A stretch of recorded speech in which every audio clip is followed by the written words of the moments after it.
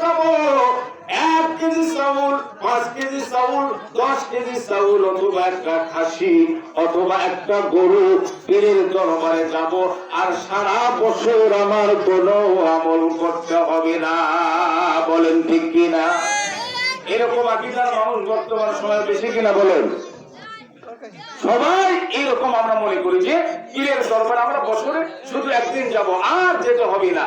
আর পীরের কাছে কি কারণে যাব? আসলে আমরা পীর মাশায়েখের দরবারে কি কারণে যাই এটাও কিন্তু আমরা যারা দরবারে গেছি অনেকেই যারা এখানে আছেন হয়তো অনেকেই আমরা জানি না যে কি উদ্দেশ্য জানি। এই জন্য বন্ধুগণ আমার, আল্লাহর ওলি আল্লাহদের দরবারে আপনাকে আমাকে যেতে হবে, এটা আল্লাহর হুকুম। অবশ্যই কি কারণে কি উদ্দেশ্য আপনাকে আমাকে আল্লাহর ওলিদের দরবারে যেতে হবে? কারণ আপনার আমার কলব, এই কলবটা কিন্তু খারাপ। বলেন ঠিক কিনা? এই কলবটা ভালো করতে হলে, এই কলবটা জাগ্রত করতে হলে অবশ্যই একজন ভালো মানুষের সহবতে যেতে হবে আপনাকে আমাকে। হক্কানি কামেলে মুকাম্মেল পীরের দরবারে আপনাকে আমাকে যেতে হবে, এটা সত্য। কিন্তু আজকে বর্তমান সময়ে কিছু নামধারী পীরদের কারণে আজকে অনেক মানুষ মনে করে পীরের দরবারের যাওয়া মানে শুধু বছরে ওই একবারে যাওয়া আর একটা ঢোল তবলা নিয়ে জিকির করা ছাড়া এটা কোনো ধর্ম নাই। বলেন ঠিক কিনা? এটা কোনো কিন্তু বর্তমান, কিন্তু আসলেই যারা কামেলে মুকাম্মেল পীর আব্দুল কাদের জিলানী রহমাতুল্লাহি আলাইহি, ওনার দরবারে কি কেউ কোনদিন বাদ্যযন্ত্র বাজিয়েছে?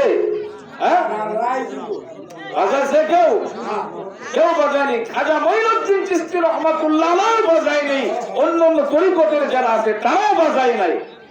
এবং কোরআনে যা আল্লাহ কি করেছে, নিষেধ করেছে, সূরা লোকমানের ভিতরে দেখবেন আলেম ওলামা হাফেজেরা সূরা লোকমান পড়ে দেখবেন, ওয়ামিনান নাসি মাই ইয়াসরি লাহুল হাদিসি লিদুল্লা আন সাবিলিল্লাহি বিগাইরি ইলমি ওয়া ইয়াত্তাখিযুহা হুজুয়া। এই আয়াতের তাফসীর করলে বুঝতে পারবেন যে এই গান বাজনার উৎসটা কোথায় থেকে আসছে। যে আমরাও যদি আজকে এইরকম ভাবে ওই জামানার মতন যে দাস দাসী বিভিন্ন রকম মানে কিচ্ছে কাহিনী শোনানোর জন্য, গান করার জন্য আমরা গায়ক গায়িকা ভাড়া করে, আসে না নাই? বলে আরে বলে আসে না নাই? এগুলো কি আল্লাহ রাসূল আল্লাহ সরাসরি কি করেছে? নিষেধ করেছে। আজকে আপনি আমি যদি সেটা করি, নাম দিছি আমি কি? বলেন ঠিক কিনা? নাম দিয়েছি কি আমি কি, অথচ আমার কি নাই? আমার লিবাস ঠিক নাই, আমার আমল ঠিক নাই, ইলম নাই, এবং আমি একটা মানুষকে যে পরিবর্তন করব সেই জিনিসটা আমার ভেতরে, সেই ইলমের দিকেই আমি যাব। সেই ইলমটা থাকা কিন্তু একজন হক্কানি কামেলে মুকাম্মিল পীরের থাকা প্রয়োজন আছে, আছে না নাই? বলেন।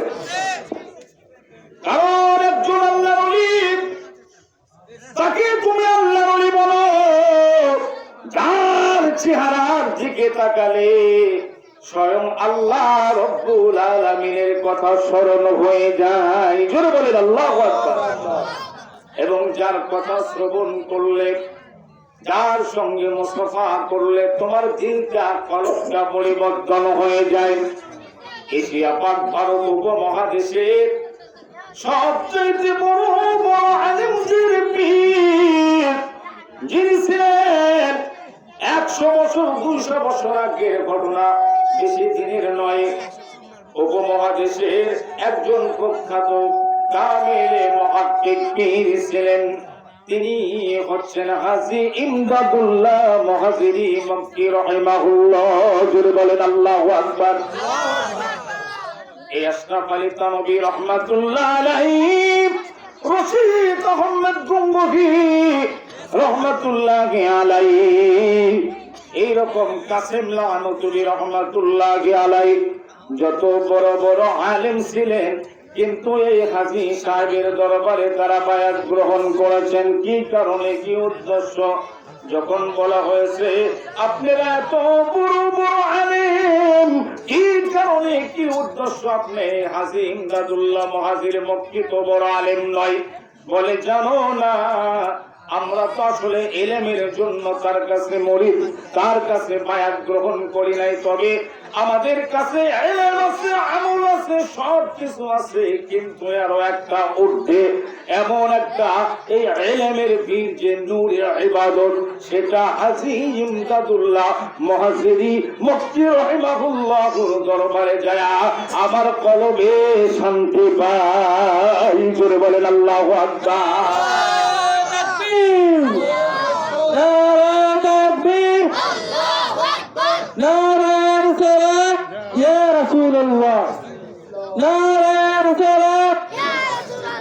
আজকের মাহফিল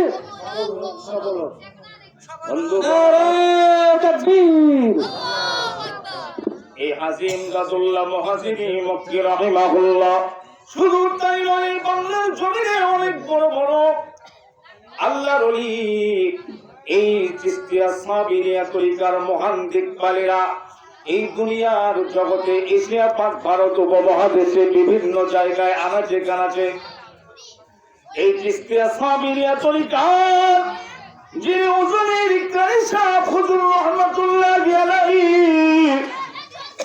উনি রশিদ আহমদ গঙ্গোহী রহমাতুল্লাহি আলাইহির খলিফা ছিলেন। এই কারি সাহেব হুজুর রহমাতুল্লাহি আলাইহি যখন রশিদ আহমদ গঙ্গোহী রহমাতুল্লাহ আলাইহির হাতে হাত দিয়ে বায়াত গ্রহণ করেছেন, তখন হাজী সাহেব হাজী ইমদাদুল্লাহ মুহাজিরি মুফতি রহমাতুল্লাহ আলাইহির হাতে এই তো রশিদ আহমদ গঙ্গোহী রহমাতুল্লাহ আলাইহি বায়াত গ্রহণ করেছেন। কিন্তু এই রশিদ আহমদ গঙ্গোহীর হাতে যেই দিন এই তো এই উজানির কারি ইব্রাহিম সাহেব রহমাতুল্লাহি আলাইহি যখন বায়াত গ্রহণ করলেন, তখন বলতেছে, আরে আমি যখন আমার পীর রশিদ আহমদ গঙ্গোহীর হাতে হাত দিয়েছি, এই যে ইশকের আগুন আমার কলবে লেগে গেল। জোরে বলেন আল্লাহু আকবার।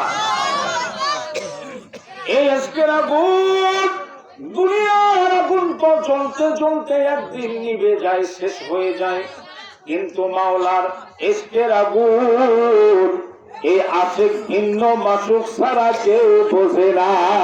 জোরে বলেন আল্লাহু আকবার। আপনি যখন এই তো রশিদ আহমদ গঙ্গোহী রহমাতুল্লাহ আলাইহি উনিও বলেছিলেন, আমি যেই দিন থেকে হাজী সাহেবের দরবারে গিয়েছি, হাজী সাহেবের হাতে হাত দিয়ে বায়াত গ্রহণ করেছি, আমি রশিদ আহমদ গঙ্গোহী আমার কলিজার ভিতরে ইশকের আগুন লেগে গেল। আমি রশিদ আহমদ গঙ্গোহী দৈনিক 100 বার করে আল্লাহ আল্লাহ আল্লাহ বলে ডাকি। জোরে বলেন আল্লাহু আকবার। বলে আমার আল্লাহ যখন আমার ডাকে সাড়া দেয় না, 1000 বার আল্লাহকে ডাকি। শুধু তাই নয়, আল্লাহ আল্লাহ বলে প্রায় দৈনিক আমি এইরকম ভাবে 1,00,000 বার পর্যন্ত আমি আল্লাহ আল্লাহ জিকির করি। জোরে বলেন আল্লাহু আকবার। তখন রশিদ আহমদ গঙ্গোহী রহমাতুল্লাহ আলাইহি উনি তখন আমার মালিককে ডাক দিয়ে বলে, ও মালিক, আমি যে তোমাকে ডাকি, তুমি বলেছো এখানে কোরআনুল কারীম আল্লাহ নিজেও বলেছেন যে বান্দা আমাকে ডাকো, আমি তোমার ডাকের সাড়া দিব। ফাযকুরুনি আযকুরকুম ওয়াশকুরুনি ওয়ালা তাকফুরুন। বলেন আল্লাহু আকবার। যখন বান্দা আমাকে ডাকে, আমি আল্লাহ রাব্বুল আলামিন ওই বান্দার ডাকের সাড়া দিই। জোরে বলুন সুবহানাল্লাহ। হাদিস শরীফের মধ্যে আছে, উদউনি আস্তাজিব লাকুম, বান্দা তুমি আমাকে ডাকো, আমি তোমার ডাকের সাড়া দিব। আর রশিদ আহমদ গঙ্গোহী তাহাজ্জুদের নামাজের পরে এই জন্য একটা আমলের কথা বলেছেন। এই চিশতিয়া সাবিরিয়া তরিকার যারা মুরিদ আছেন, এই চিশতিয়া সাবিরিয়া তরিকার মুরিদ যারা, লা ইলাহা ইল্লাল্লাহ তাহাজ্জুদের পর 200 বার, ইল্লাল্লাহ ইল্লাল্লাহ 400 বার, আল্লাহ আল্লাহ 600 বার, এইবার তাকবীর জিকির যখন রশিদ আহমদ গঙ্গোহী রহমাতুল্লাহ আলাইহি জায়গা মাঝে বসে পড়তেন, আহারে গভীর রজনীতে এই রশিদ আহমদ জিকির করি, লা ইলাহা ইল্লাল্লাহ